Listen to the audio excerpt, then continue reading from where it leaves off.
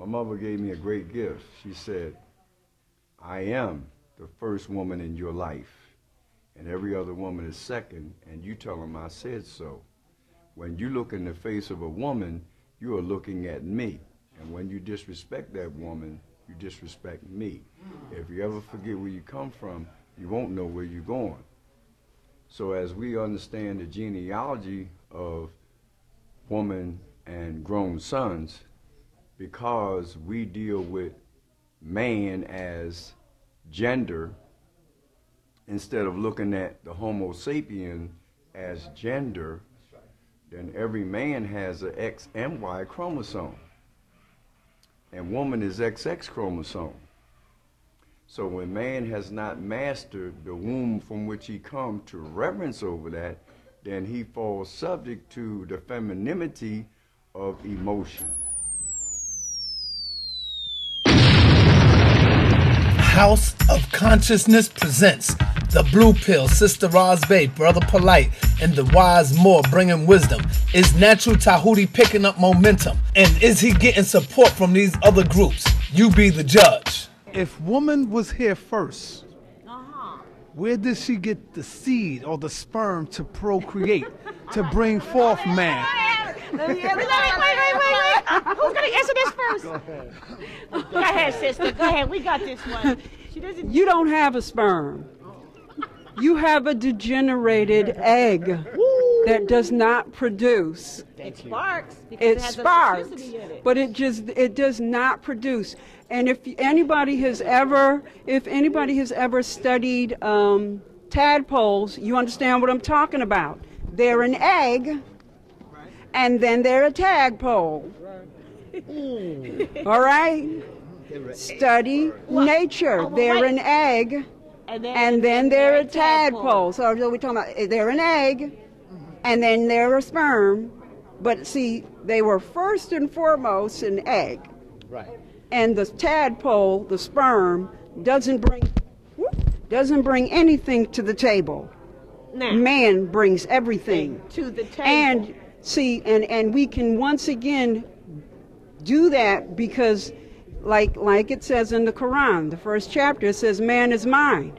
This is how we created before, things started to change. Density, and we contaminated ourselves, and now we need the assistance of our sons to generate that spark of energy that splits the egg, because understand, science already knows that the only thing the egg needs to split is a charge of electricity, period. Not a sperm. And that's what I wanted, and that's what I wanted to say is that when you look at that X, that's 100%, and you look at that Y, there's 1% that's given on that Y. If you look at even when you look at the visual of it, it's so much bigger.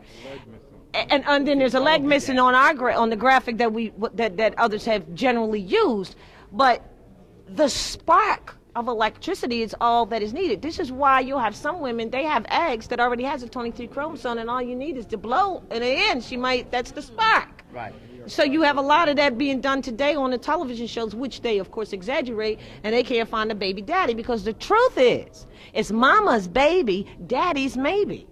Right. Because she's born with enough eggs to create a nation, and she does not. If she created you, did she need you to create you? Now here's where the mystery and the scholarship needs to go to, and that's why they brought out the egg, and they talked about the chicken and the egg, and it's been proven they're both the same. So that answers that. Right. All right. So everything has been fallen and sort of degenerated from the way we eat, from the way we think. Now we're at this place, but eventually there will be men. It'll be a return, because there's going to be a shortage of males soon. Like I said, they're approaching it from emotionalism, and let me specify, I'm not specifically talking about the brother Dr. Ali, because I don't know what his premise is. You know what I'm saying? He might be approaching it scientifically, but what you have done for me in this particular conversation, it has stimulated thought. And when my thought gets stimulated, I take things to the realm of the pen, Jehuti. You know what I'm saying? That's how I come about getting you know, natural Tahuti. Naturally, the way that I get my answers is when I start writing. So I took it to the pen and the pad the other day, and I was writing a piece. And the piece told me, it said, the fact that, you know, because I was walking down the street at the same time I was writing a piece, and I was seeing the state of our condition, you know what I'm saying, in the hood, our women and what have you. And the spirit came to me and it told me, it said, as one woman occupied the throne all set, the world will be kept in balance and not thrown off his orbit. So it said, don't ever fall for the illusion that things are always what they seem, because they're not what they seem. That's just a side note. But then the spirit also told me, it said, look at nature.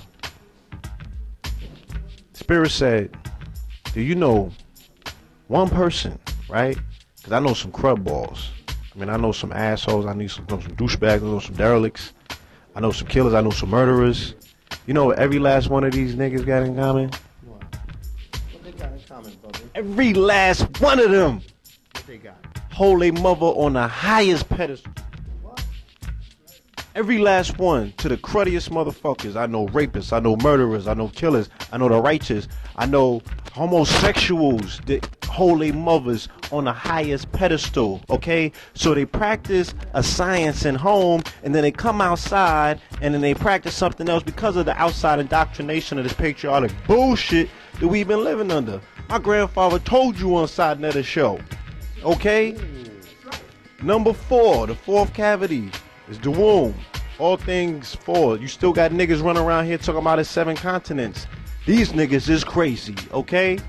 So you bring me one person, okay? One person, one Mason, one my son, who knows that he's God's son and don't hold his mother on the highest pedestal, okay? They even treat their father like they the fucking enemy, but they will not do that to their mother, the cruddiest of niggas, all right? Why is that? So if they maintain that particular order, why is that same order not practiced in the universe? That's powerful. So he smoked it. The mic is smoking. Tell me this shit, man. Okay? And this is what Jehudi told me when I was writing this piece. And I got a piece. That brings this all home. Okay? And it's called Everything is Everything. All right? I'm going to record that. That's why the Hawk is flying with us. Because it's bringing us this information. Real talk. I just used common sense and logic. And I said, if the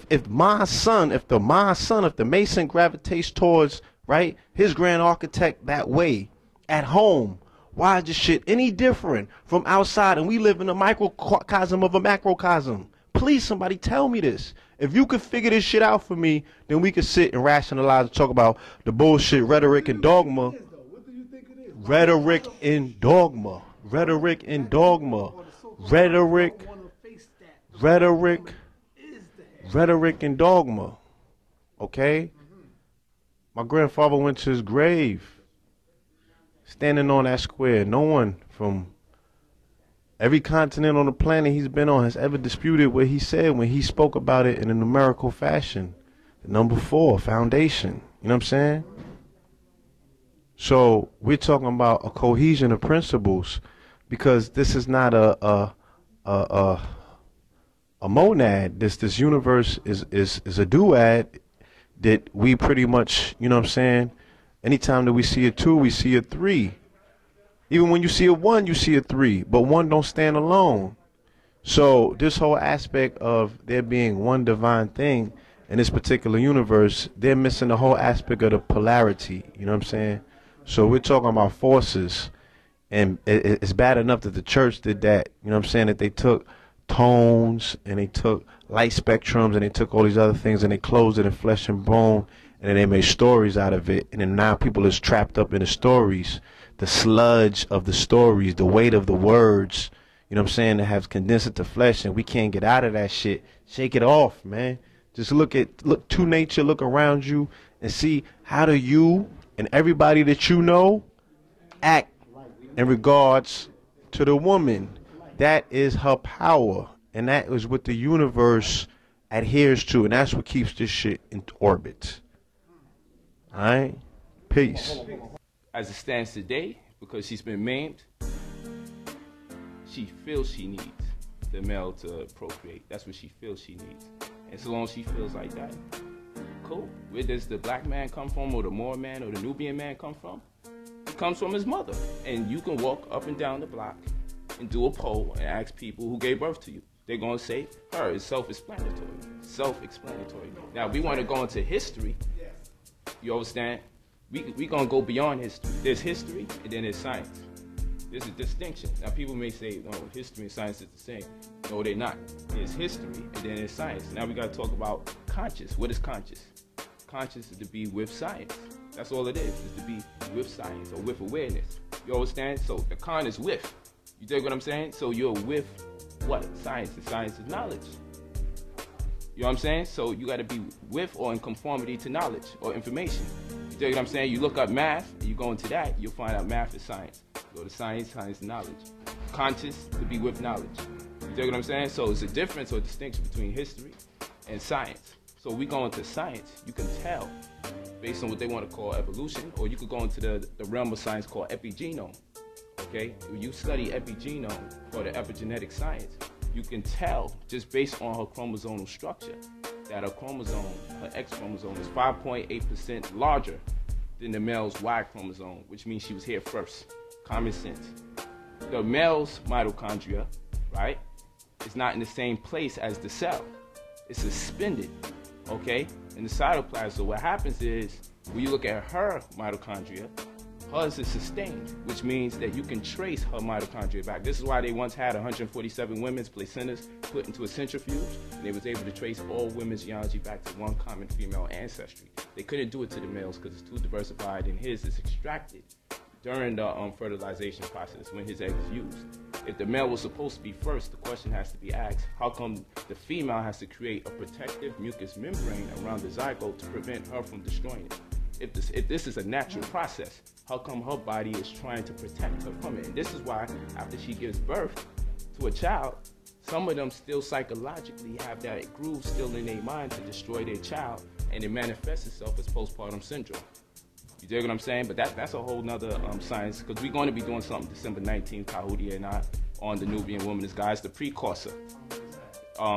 Temptations 2.0, that's in Brooklyn, New York. You can go on the website, 2012stores.com or 2012res.com to get the exact information. It's going to be in Brooklyn, New York, December 19th.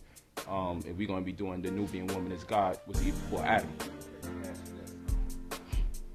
Is this important what Brother Natural Tahuti and Ali Muhammad is doing? And if so, what can the people benefit off of this right here? Well, I can tell you stand up, because we all know that Dr. Ali Muhammad is an excellent scholar. So we all know we're going to walk in there and come out with something to learn and gain from that brother. That's a fact. We also, I know for fact, if nobody else don't know, because I know Tahuti got a lot of opposition. You dig what I'm saying? And I know for fact that we're going to come with a lot of necessary information from Tahuti. The reason why this is important in the community, because this is a long-awaited debate, highly anticipated, you understand, and I'm hoping it doesn't transmigrate into a gender-specific war, because we need both genders. However, the female, the feminine principle has been undermined a great deal. We've heard all the talks about Eve ate the apple and all this other rhetoric, but we didn't really hear too much about the splendor and the glory of the Nubian woman. We haven't heard too much about her story as it relates to her greatness. No one's really expounding on her greatness. And that's why there's a concerted effort being made that whenever someone comes up to talk about the Nubian woman as being a god and reestablishing her as such, people scream homosexuality. But I think it would be more homosexual to deny the female who and what she is than to embrace her for who and what she is. But you see, there's an interesting conversation I had with Tahuti where he said, I be wanting to reference Dr. York. But he said, you know, the second I reference Dr. York, they're going to scream pedophile. But they're going to attack the man and set the information, right? So I said, but look, brother, you in the same boat. Because you bigging up the Nubian woman as female, and they're trying to associate homosexuality to you. You see? So they're trying to distract people. And so instead of deal with the information, they're attacking the person who's bringing the information. They're attacking the messenger instead of the message. See, everybody's like, yo, he's on this homosexual thing. He's saying that men can breastfeed and this, that, and the third. I don't believe he's pushing I want males to go out there and breastfeed their children agenda. I think that's being blown out of proportion. And it's true that you do have men getting breast cancer, the same one reminiscent to that of what females get, because they have milk being produced there. Because believe it or not, men are evolving into females. And over time, you'll see it. And when men evolve into a female, the females are going to evolve into something else. That's going to be a whole nother level. What are they going to transform?